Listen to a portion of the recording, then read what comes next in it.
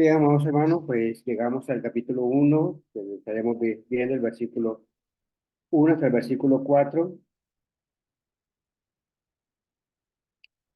donde nosotros vamos a ver en estos cuatro versículos lo que Lucas escribe a Teófilo y lo que nosotros, pues el objetivo que nosotros llevamos, el propósito que nosotros llevamos en el estudio es como se menciona en el capítulo 1, el versículo 3, en el cual es de conocer de la verdad. Y de igual manera, pues es el deseo que Lucas tenía en cuanto al receptor, que en este caso era Teófilo, acerca de que él tuviera conocimiento de la verdad.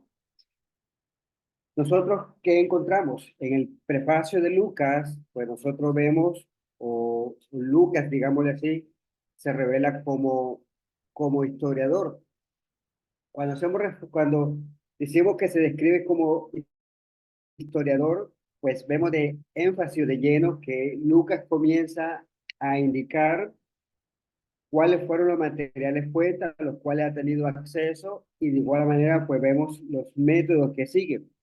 Luego explica su propósito y lo hace en el sentido de por qué lo ha escrito.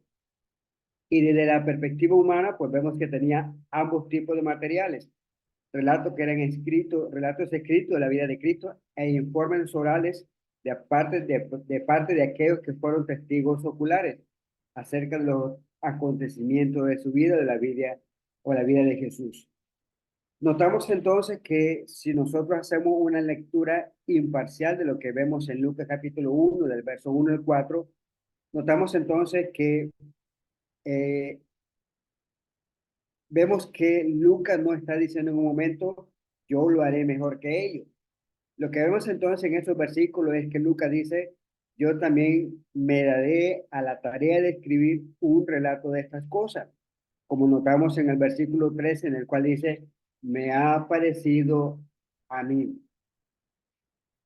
¿Y qué le ha parecido a Lucas? El hecho, ¿verdad?, de escribírselo a Teófilo, en el cual dice, había sido instruido, pero Lucas quería que él tuviese un relato completo de estas cosas. Adicional, lo que vemos entonces es que el prefacio de Lucas pues trata dos asuntos importantes. Estos asuntos son, en primera instancia, lo que sería la motivación y el propósito.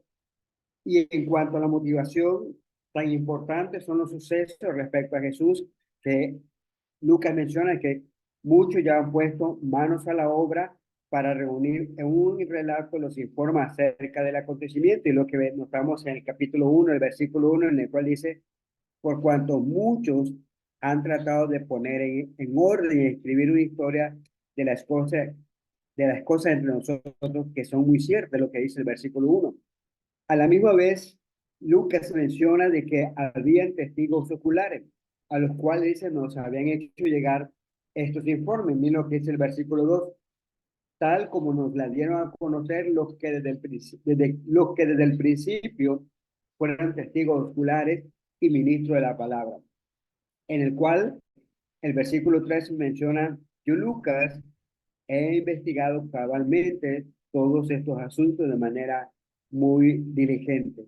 Por lo cual dice el versículo 3, también a mí me ha parecido conveniente, después de haberlo investigado con toda diligencia desde el principio, escribírtela ordenada, oh excelentísimo Teófilo.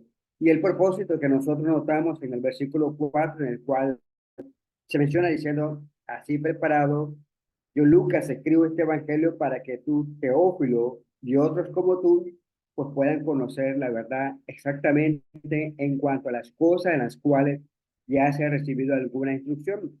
Y lo que dice el versículo 4 dice, para que sepas la verdad precisa acerca de las cosas que te han sido enseñadas.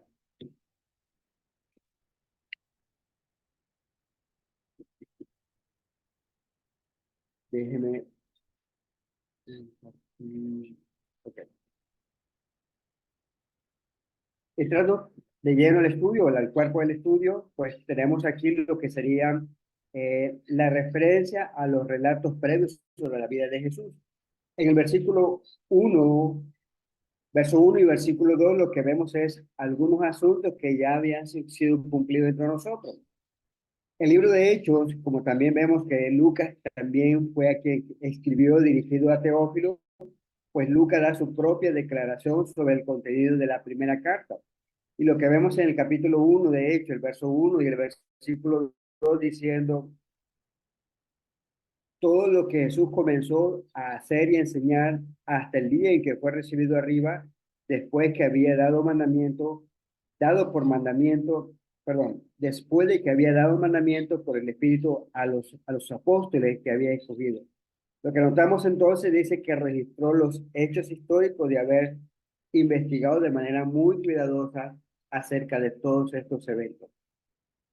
Y notamos entonces que dado que muchos ya habían escuchado las palabras de Jesús y habían visto las cosas que hizo y que muchos habían hecho algunos registros acerca de estas cosas, otros, Lucas menciona que habían sido repeticiones de manera oral. Al hacerlo, es posible que se hubiesen producido variaciones de palabra en palabra o en cambio a pensamiento. Cuando nosotros comparamos los escritores inspirados como Mateo, Marcos, Lucas y Juan, notamos cuando hace referencia a un mismo evento que posiblemente se pueda repetir en los cuatro evangelios, como por ejemplo la resurrección, notamos que no siempre usaron las mismas palabras, pero de una manera muy notable vemos que expresan los mismos pensamientos. Y lo que se revela, como el ejemplo que colocaba en cuanto a la resurrección, pues se ve el énfasis o el eje central de lo que se menciona es acerca de lo que tiene que ver con la resurrección. Aunque algunos, los evangelios o los escritores que nosotros notamos, pues comienzan a abordar este evento en particular acerca de quién llegó primero, quién fue el que habló o acerca de los eventos que sucedieron en ese mismo lugar. Pero notamos entonces que algunos escritos pues eran fragmentos, venía una persona y comenzaba a hablar acerca de lo que había escuchado decir Jesús, y otras personas venían y describían el milagro de cómo lo habían visto. Lo que vemos entonces con lo que se está diciendo Lucas es que posiblemente había algunos detalles que hacían falta en algunos casos. Por eso podemos notar que Dios seleccionó a sus escritores inspirados para dar un relato preciso de las cosas. Y es exactamente como Lucas lo está mencionando en esta ocasión. Ahora, Lucas capítulo 1, el versículo 2 nos menciona diciendo que ellos nos los entregaron a nosotros. Y notamos entonces que esto no es una historia ficticia. Lucas escribió un relato preciso de las cosas que le fueron informadas, dice, por aquellos que las vieron y oyeron.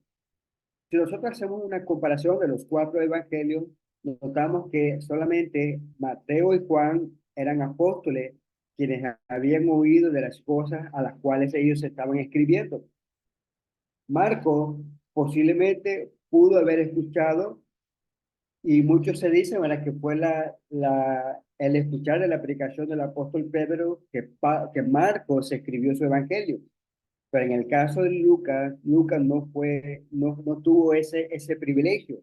Por eso notamos que en Lucas se precisó de verificar cada detalle de esta maravillosa historia a la cual notamos que Lucas dice que escribió porque estaba convencido acerca de la historia confiable. Más que eso, ciertamente fue inspirado, además de por el Espíritu Santo, y a la misma vez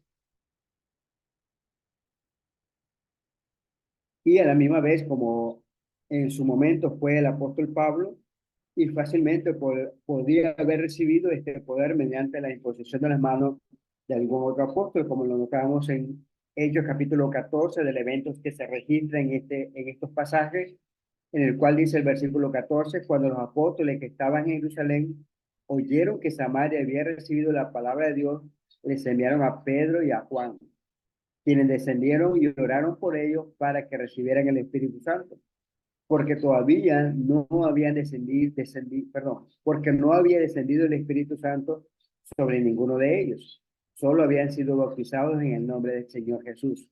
Entonces Pedro y Juan les imponían las manos y recibían el Espíritu Santo. Y esa es la gran particularidad que nosotros notamos de Lucas, ¿verdad?, que en el cual no estuvo presente, por lo cual tuvo que investigar de manera muy diligente, sin descartar obviamente que en algún momento pues pudo haber recibido la imposición de las manos de algún apóstol. También lo que también el apóstol o Lucas nos menciona es el hecho o los eventos recibidos de testigos presenciales y lo que era el ministro de la palabra, como dice Lucas capítulo 1, el versículo 12, en el cual dice, tal como nos las dieron a conocer los que desde el principio fueron testigos oculares y ministros de la palabra. Lo que notamos entonces es que Lucas fundamenta su caso en una base sólida. Los apóstoles entonces estaban entre los testigos presenciales. Notemos el ejemplo cuando nosotros vemos en Lucas capítulo 1, el verso 21 y 22, en el momento necesario para poder elegir el discípulo que había que ocupar el puesto que dejó el libro Judas, en el cual dice Lucas, Hechos capítulo 1, verso 21-22, por tanto, es necesario que de los hombres que nos han acompañado todo este tiempo que el Señor Jesús vivió entre nosotros, comenzando desde el bautismo de Juan hasta el día que entre nosotros fue recibido arriba al cielo, uno se ha constituido testigo con nosotros de su resurrección. Y notamos entonces que los apóstoles pues contaban dentro de ese grupo que eran testigos presenciales, como también fue el evento necesario para poder cubrir ese espacio que dejó libre Judas. Pablo también pues fue un testigo del Señor resucitado, aunque no hay nada que nos indique que fue un testigo de los eventos del ministerio de Jesús, como fueron los otros apóstoles. Y notamos en el texto de 1 Corintios capítulo 9, en el versículo 1, en el cual dice, no soy libre, no soy apóstol, no he visto a Jesús nuestro Señor, no son ustedes mi obra en el Señor. Y vemos entonces que al momento de escribir acerca de la resurrección, como notamos en el capítulo 15, pues notamos que habla o menciona acerca de los más de 500 hermanos a la vez, quienes también fueron testigos acerca de la resurrección o de la aparición de nuestro Señor Jesucristo después de su resurrección. La mayoría, ¿verdad? Como lo cual se menciona, pues estaban aún vivos y que habían visto al Señor resucitado. Notamos entonces que estos testigos presenciales, pues eran ministros, siervos que rendían una obediencia fiel a su Señor, y notamos que es lo que en el texto de 1 Corintios, capítulo 4, versículo 1 y 2, pues hace referencia acerca del uso de Pablo acerca de esta palabra, en el cual menciona el versículo 1 y 2, que todo hombre nos considere de esta manera, como servidores de Cristo y administradores de los misterios de Dios. Ahora bien, lo que se requiere además de los administradores es que cada uno sea hallado fiel. Y es la parte en la cual pues destaca el apóstol Pablo en el sentido de ser ya hallado fiel. También llama a los apóstoles, a los cuales dice se los identifica como mayordomos de los ministerios de Dios, es decir, su secreto revelado en la palabra.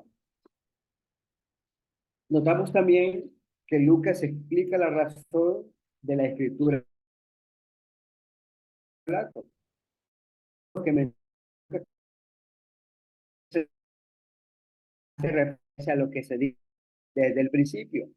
Versículo 3, también me ha parecido conveniente, después de haberlo investigado con toda detalle desde el principio, escribírtela ordenadamente. Excelentísimo Teófilo. Y notamos y destacamos lo siguiente en el cual, pues Lucas dice, desde el principio, podríamos preguntarnos, ¿hasta qué punto se remonta esto? Si vamos a restringirlo al ministerio de los apóstoles, entonces el principio bien podría ser el ministerio de Jesús, como lo fue en capítulo 1 de Hechos, versos 21 y 22, que al momento de elegir un discípulo para ocupar el lugar que dejó Judas, pues se ve o se destaca el inicio o el principio que fue básicamente en el principio o en el inicio del ministerio público de Jesús, es decir, como se menciona en el versículo 22, comenzando desde el bautismo de Juan y terminando hacia lo que sería, ¿verdad?, cuando Jesús fue recibido arriba. Pero Lucas debe haber hablado con testigos que habían visto y oído las cosas con las que comienza su relato. En otras palabras, lo que significaría era los hechos sobre el nacimiento de Juan y Jesús. Y que notamos entonces que este evento acerca del nacimiento de Juan, pues realmente es el hecho significativo por lo cual el médico amado comienza a hablar acerca de los hechos. Si nosotros notamos sobre el nacimiento de Jesús, este es un registro que es realmente confiable de cosas que realmente sucedieron, como lo menciona el mismo versículo 3 de Lucas capítulo 1, diciéndole, también me ha parecido conveniente. Y notamos entonces que en esta expresión, pues el escritor no da su nombre. Por eso mismo tampoco lo hacen los otros tres escritores, en el caso de Mateo, Marcos y Juan. Nosotros quedamos a la espera de evidencias externas para afirmar esta afirmación. Sin embargo, notamos entonces que hay evidencia interna de que el Evangelio de Lucas y los hechos, pues notamos entonces que fueron escritos por la misma persona. Ambos escritos, como notamos en el versículo 1, del verso 1 del capítulo 1 de Hechos, perdón, notamos entonces que fue dirigido a la misma persona. Por eso decimos entonces que el escritor de ambos escritos, pues, es Lucas. En cuanto a lo que mencionábamos o a la descripción de Lucas, el médico amado, ya lo habíamos hablado acerca del estudio pasado con nuestro hermano Marvin, en el cual hacía referencia acerca de Lucas como la descripción que se menciona del médico amado, como mencionábamos en Colosenses capítulo 4, capítulo 4, verso 14, en el cual se nos menciona que fue compañero de viaje del apóstol Pablo, referencia que nosotros encontramos en los hechos que sugiere que se unió a Pablo en Troas en su segundo viaje misionero y fue con él a Filipo, como lo notamos en el capítulo 16, en el versículo 10. Evidentemente, estuvo con Pablo en la última parte de su tercer viaje, pues que lo llevó a Jerusalén, como lo miramos en Hechos capítulo 20, el versículo 5, en el cual, en la forma que escribe, sugerimos e intuimos entonces que iba acompañando a Pablo, por lo cual dice, pero estos se habían adelantado y nos esperaban en Troas. Mucho se ha dicho acerca de hechos en el cual, ¿verdad?, fue escrito a manera de bitácora. Cuando decimos de bitácora, pues la forma en el cual se escribe, pues hace referencia, ¿verdad?, de cómo se iban trasladando de un lugar a otro. Capítulo 21, el versículo 15, notan la expresión que dice, después de estos días nos preparamos y con Jerusalén. Esas expresiones notamos entonces que era compañero de viaje de Pablo, estaba juntamente con todos los eventos y las cosas que habían sucedido. Y cuando Pablo parte hacia Cesarea, de Cesarea hacia Roma, pues notamos entonces en ese acompañamiento que lo hacía durante la ruta o el recorrido que lo llevó hacia Roma. Dos declaraciones notables, pues que lleva la historia de los hechos a un clima importante de la narración de hechos, en el cual pues también se muestra al escritor de este libro de hechos que estaba juntamente con Pablo y estaba propiamente en la ciudad de Roma, como lo dice el capítulo 28, el versículo 14, en el cual dice, allí encontramos a algunos hermanos que nos invitaron a permanecer con ellos por 7 días. El mismo versículo al finalizar dice, así llegamos a Roma. Al tener noticia de nuestra llegada, los hermanos vinieron desde allá a recibirnos hasta el foro de Apio y las tres tabernas. Y cuando Pablo los vio, dio gracias a Dios y cobró ánimo.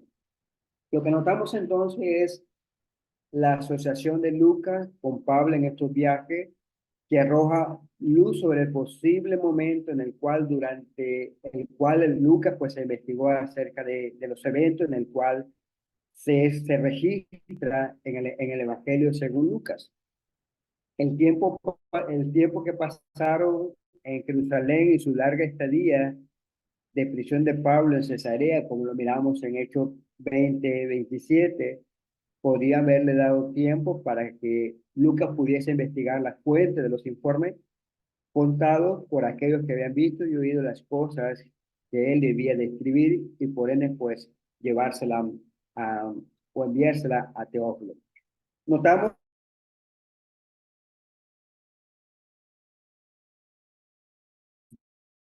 cuando él escribió el Evangelio, no nos da algún inicio. Muchos pueden o hacen conjetura en el sentido de que pudo haber sido en Cesarea o pudo haber sido, ¿verdad? Cuando realmente estaba en Roma, cuando Pablo estaba allí en prisión. Las palabras finales de los hechos sugieren que el resultado del juicio de Pablo no se conocía cuando Lucas realmente escribió el libro. Las palabras finales del Evangelio y las palabras de apertura del libro de los Hechos sugieren, ¿verdad?, que Lucas no los escribió sin ningún lapso de tiempo entre los dos, lo cual pues nos hace pensar o sugerir que ambos escritos, tanto Hechos y Lucas, pues fueron escritos en Roma. Lucas, pues en las palabras del apóstol Pablo, pues se nos presenta que fue fiel hasta el final, cuando otros colaboradores que se hacen notar en en la segunda carta de Timoteo, capítulo 4, el versículo 11, como él menciona, ¿verdad? Pues le abandonaron. Y cuando escribe a Timoteo desde Roma, pues, le da la noticia diciendo, ¿verdad? Diciéndole, solo Lucas está conmigo. Lo más importante que nosotros notamos aquí es, habiendo trazado el curso de todas estas cosas con precisión, pues notamos que había muchos escritos sobre algunas cosas de la vida, en la vida de Jesús, por lo cual entonces Lucas lo que nos hace pensar es que investigó de manera cuidadosa todas las pruebas en relación con aquellos testigos oculares de estas cosas.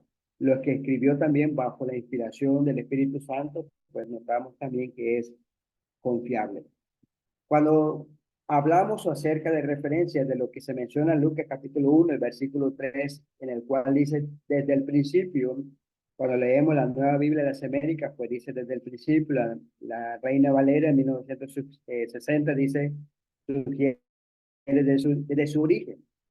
Esto indica que Lucas en su investigación y escritura pues rastreó el curso de todos los eventos de manera precisa y completa desde el inicio de la vida de Jesús. Notamos que no dejó ningún aspecto sin examinar y registrar, lo que confirma la exhaustiva y meticulosa de su trabajo. También implica, ¿verdad?, que Lucas estaba comprometido con la precisión histórica y la integridad de su narración, buscando entonces proporcionar a Teófilo y a los otros lectores una comprensión completa y precisa de los eventos relacionados con Jesús y su ministerio, porque noten lo que dice el mismo versículo 3, diciéndole, después de haberlo investigado con toda diligencia. Cuando nosotros lo comparamos con el término griego, pues se traduce de diversa manera, pero la más acertada, la cual se menciona y se dice de esta manera, dice, desde el cual procede con acción. En otras palabras, lo que vemos entonces es que Lucas investigó de manera muy acertada, muy diligente acerca de los eventos que él registra en su evangelio. Lucas entonces investigó para este proyecto hasta el punto que comenzó con su relato escrito, es decir, su inicio lo llevó propiamente al nacimiento de Juan el Bautista y el nacimiento de Jesús. Quisiera hacer notar o hablar o referirme al comentario de nuestro hermano Wayne Cortey cuando hace referencia a Lucas, dice de esta manera, abro comillas diciendo, el griego dice literalmente, habiendo trazado el curso de todas las cosas. Su vocabulario es distinto a los otros escritores. Emplea unas 700 palabras que no se hallan en el resto del Nuevo Testamento. Su vocabulario es amplio, elegante y expresivo. Su estilo muestra la influencia de su profesión, pues usa términos médicos y técnicos que fueron empleados por los griegos educados. Por ejemplo, los usa para describir enfermedades. Cuando hacemos referencia lo que explico, ¿verdad? Es fuera del comentario de nuestro hermano Wayne Pay, cuando lo referimos o nos vamos a Lucas capítulo 4, el verso 38, cuando hace referencia a la enfermedad o cuando la suegra de Simón estaba enferma, Lucas detalla diciendo que ella se hallaba sufriendo con una fiebre muy alta.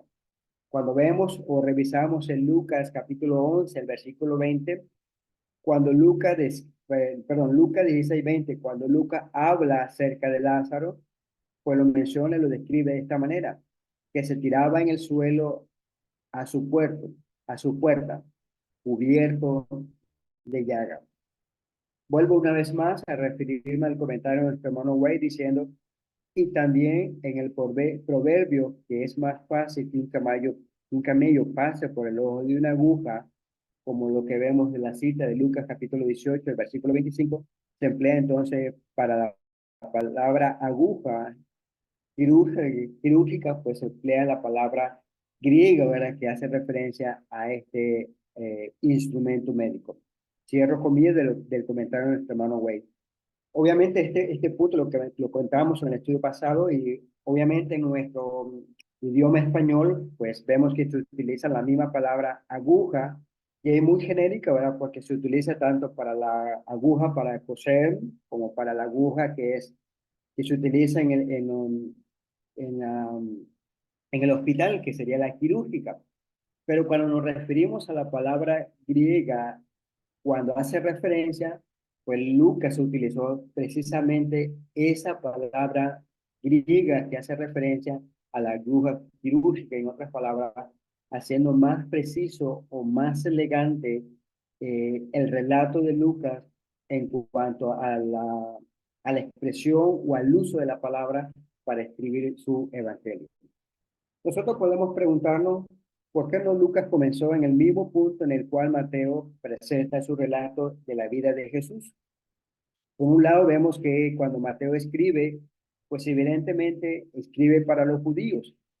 Y para los judíos, pues es de vital importancia su genealogía, por ende siempre estaban muy orgullosos de sus registros de nacimiento, por lo cual entonces los judíos lo mantenían con gran cuidado y rastreaban su ascendencia hasta las 12 tribus originales de Israel. Por ejemplo, cuando la tribu o el pueblo de Jerusalén regresa de la expatriación, allí era necesario, ¿verdad?, que todos los sacerdotes pudiesen presentar su registro de manera precisa para poder oficiar su sacerdocio. Por eso encontramos que precisamente el inicio de Mateo, pues realmente inicia propiamente como para los judíos, pues era la genealogía de Jesús. Y es lo que nosotros notamos. También cuando nosotros estudiamos el hecho de Mateo, a los judíos les encantaban las profecías. Y es exactamente lo que Mateo usa el uso de las profecías, pero vemos que también lo remarca en el sentido del cumplimiento de todas estas profecías. Mateo, notamos entonces que atrajo la atención de sus lectores inmediatamente cuando presentó la tabla genealógica en la cual pues mostraba el derecho actual o legal de Jesús al trono una vez trazando su genealogía a través de David. En otras palabras, Mateo traza la línea real de Jesús desde David y Abraham a través de Salomón hasta José, llegando entonces, como lo que dice Mateo 1:16, diciendo, marido de María, perdón, José es el marido de María, de la cual nació Jesús, llamado el Cristo. Y notamos entonces que Mateo probó su reclamo de que Jesús es el Mesías, mostrando cómo él cumplió las profecías del Antiguo Testamento. Cuando nos vemos entonces el asunto de Lucas, es muy probable que Lucas estuviera familiarizado con el relato de Mateo sobre el Evangelio de Cristo. Pero Lucas está escribiendo a Teófilo. Como lo miramos en el estudio de la introducción, posiblemente era un gentil. Su trasfondo entonces era muy diferente al trasfondo en el cual Mateo escribió para los judíos. Es posible entonces que no estuviera familiarizado con las profecías.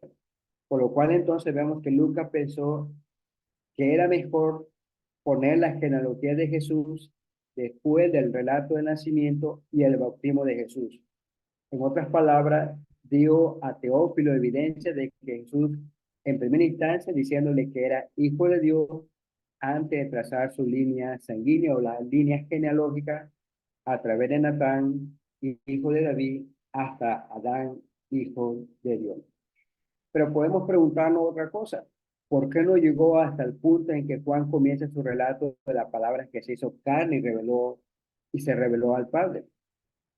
Como Juan 1:1, pues su inicio, su principio es el asunto de la eternidad, tal como el hombre ve el pasado.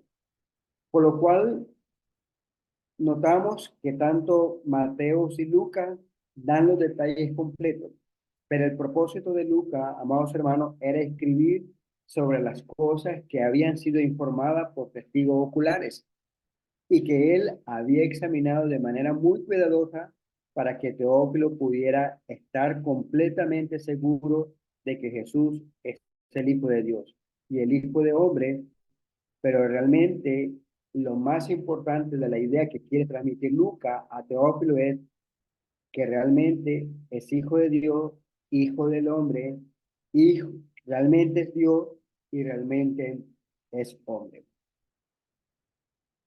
Ahora, notamos en el versículo 4 es el propósito por lo cual Lucas está escribiendo a, a Teófilo, dice el versículo 4 para que sepas la verdad precisa acerca de las cosas que te han sido enseñadas. Lucas no proporciona un orden cronológico de las cosas, sí cuenta de la vida de Jesús o un informe geográfico de sus viajes. Él escribe un relato lógicamente conectado de lo que él llama Hijo de Dios, Hijo del hombre. Muestra la disposición de sus materiales que difieren en algunos casos de Mateo o Marcos. Y esta diferencia puede atribuirse al hecho de que Jesús repitió las cosas que enseñó en varias ocasiones. Por ejemplo, el Sermón del Monte podría haber sido pronunciado en muchas ocasiones. Podría haber cambiado el orden de los materiales, de las palabras, para adoptarse a la ocasión y al público y al público a la ocasión o al tiempo de manera en que se enseñó este mensaje. Y vemos que esto podría explicar las diferencias entre el informe de Mateo, que es lo que encontramos en el capítulo 5, 6 y 7 de su evangelio, y lo que Lucas dice en el capítulo 6 en cuanto al relato de la vida de Jesús. El evangelio de Lucas es un relato que nosotros notamos que es ordenado y lógicamente organizado del material que Lucas seleccionó para darlo a Teófilo, algo sólido en lo que basar su creencia en Jesús como el Hijo de Dios y como el Hijo de hombre. Notamos también en la forma que escribe Lucas o de todo el Evangelio de Lucas que vemos que lo divide en tres secciones.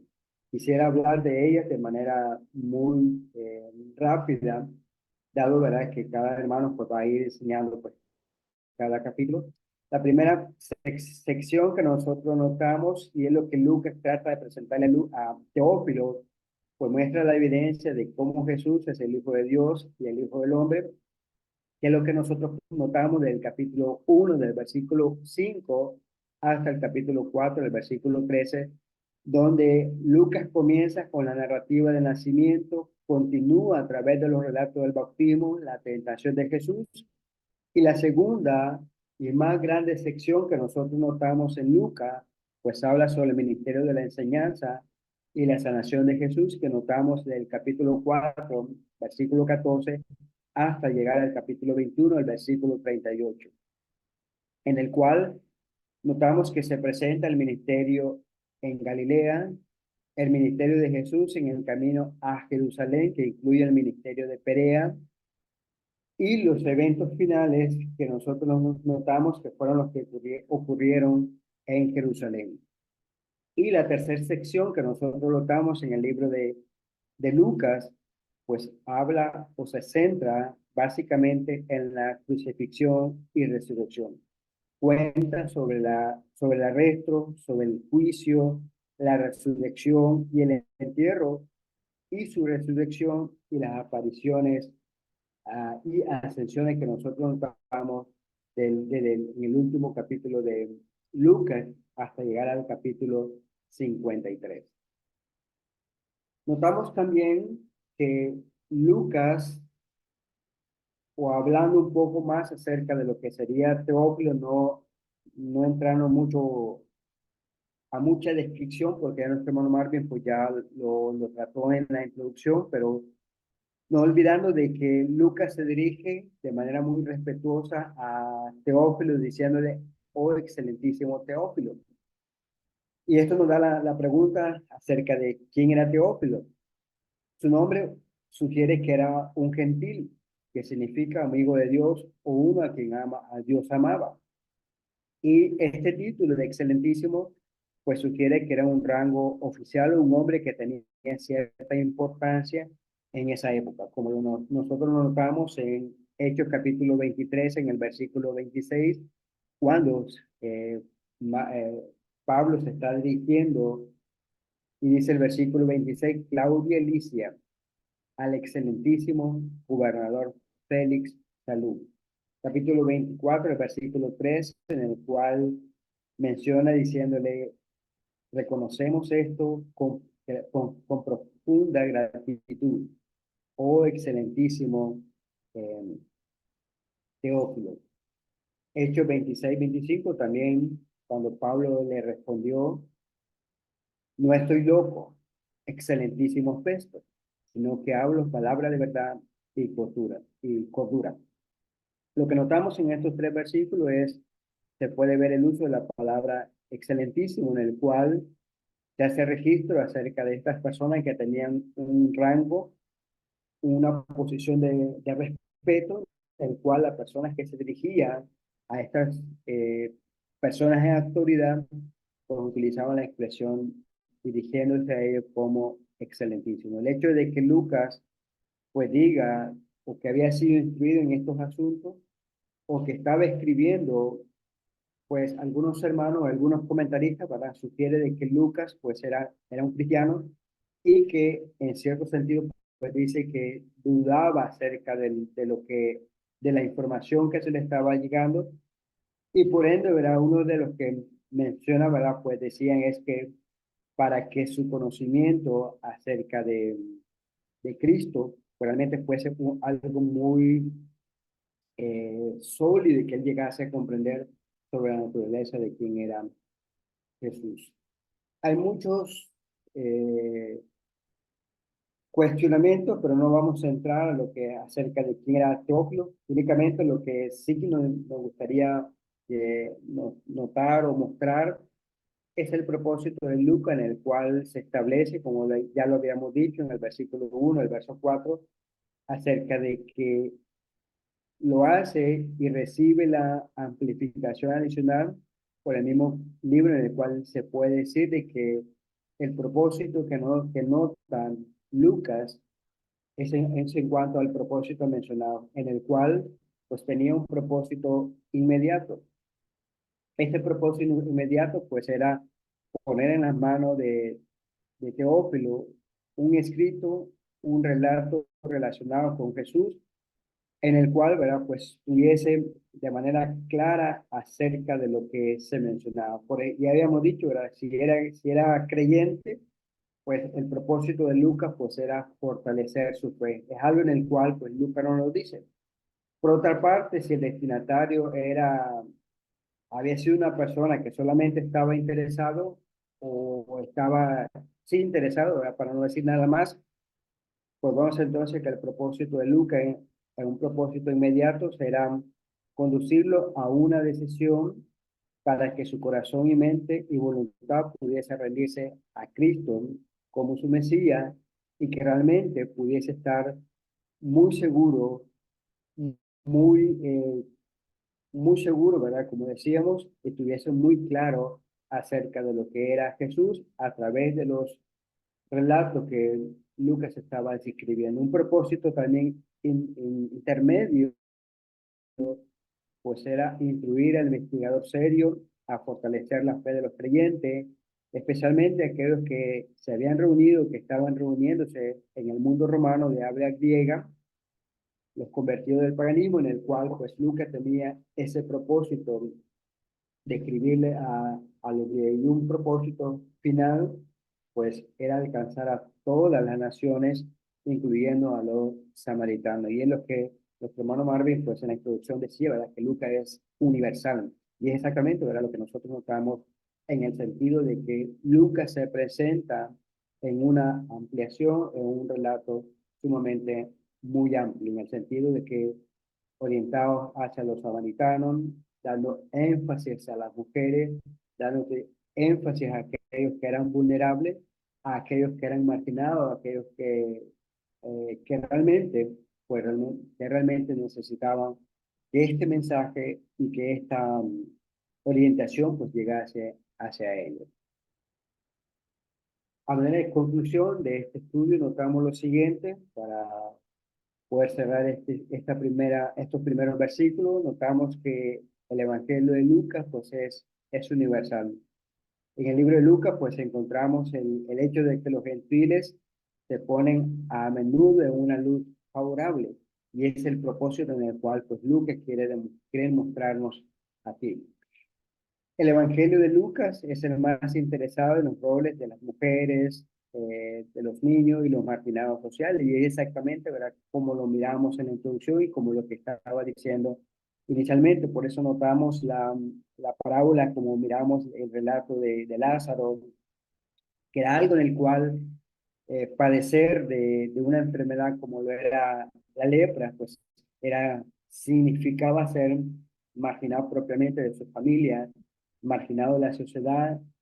Lo que se decía también de que la persona que se encontraba a una persona que estaba de lepra, necesariamente pues tenía que gritar o decir leproso, para que todas las demás personas que estuviesen ahí pudiesen separar. Y es exactamente lo que nosotros notamos del libro de Lucas, en el cual pues el rol de estos que estaban aquí propiamente marginados sociales, pues pudiesen tener un propósito o un eje o ser resaltado a través del Evangelio según Lucas.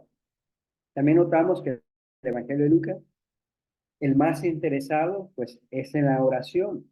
Y notamos que tiene 7 referencias diferentes a Jesús orando, que solamente lo vamos a encontrar en Lucas. Y a medida que nosotros lleguemos o nos adelantemos en el estudio de Lucas, pues cuando lleguemos a ese momento, pues el hermano interesado o el hermano que esté en el estudio, pues va a hacer énfasis a este punto. Y lo más importante que nosotros notamos en el Evangelio de Lucas es el que tiene mayor énfasis en el Espíritu Santo y en el gozo. Y eso lo vamos a ver en alguna de las parábolas. En la mente no me traiciona, pero el capítulo 15, con las parábolas mencionadas ahí, pues notamos, ¿verdad?, que Lucas pues resalta eso, magnifica esto, que sería la obra del Espíritu Santo durante el ministerio de Jesús propiamente dicho, que se nos menciona en las parábolas que nosotros notamos y en lo que nosotros vamos a ver. Y el último punto que quisiera mencionar, pues el Evangelio de Lucas es el que tiene mayor énfasis en predicar las buenas nuevas. Esto es el Evangelio. Y este término es usado 10 veces en este Evangelio y solo una vez en cualquier otro Evangelio, así como 15 veces adicionales, como nosotros lo notamos en el libro o en el libro de Hechos. Amados hermanos, pues muchas gracias por haberme acompañado en estas primeras lecciones de que nosotros notamos en el libro de Lucas, en el capítulo 1, del verso 1 hasta el versículo 4. Hay mucho más que nosotros podemos ampliar o hablar, pero para esta ocasión, pues me ha sido necesario llegarlo hasta este momento.